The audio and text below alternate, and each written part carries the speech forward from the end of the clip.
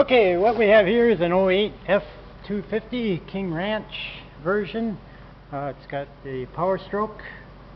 Was a 7-cylinder Power Stroke. Fixed it. It's now once again an 8-cylinder Power Stroke. This is the one I had the cab off and had everything else done to it. Put a rod and a piston in and head gaskets, and she's up and running and sounding way better than a Ford should ever sound. But anyways, what we got here is we got the ABS sensor back probed going to the left front wheel here, and the key is on right now. So on the one wire, it's a 2-wire ABS sensor, but it's not an AC generator as some people would understand it, at least not as I understand it.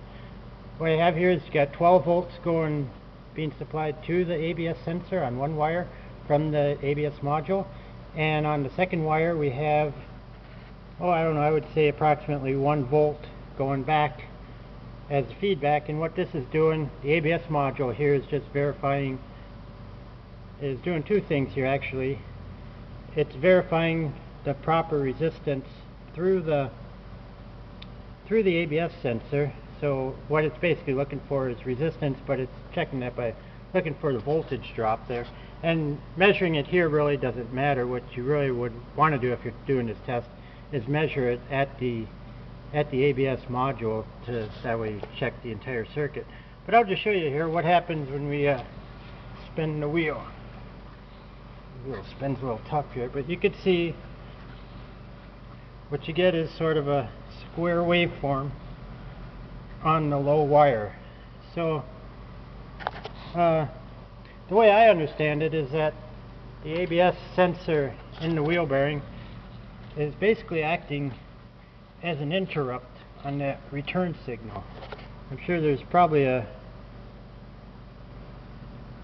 better way of defining that, but here I'll just scroll the screen back here, and you can see that our voltage varies from approximately, it almost seems like about 1/4 of a volt, all the way up to, I would say, about 1 volt on that return wire. And it's definitely looks to me like a square wave.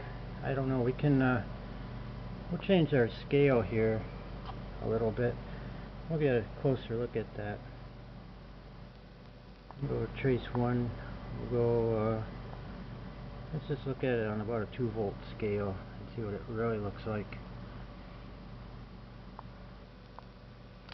Okay, we'll spin it again here. Oops. There we go.